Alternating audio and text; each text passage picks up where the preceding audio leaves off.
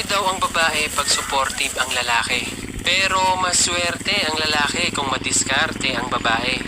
Hindi yung puro arte, yung pareho kayong kumikilos sa binubuo nyong pamilya o sa relasyon na pinagsasamahan nyong dalawa.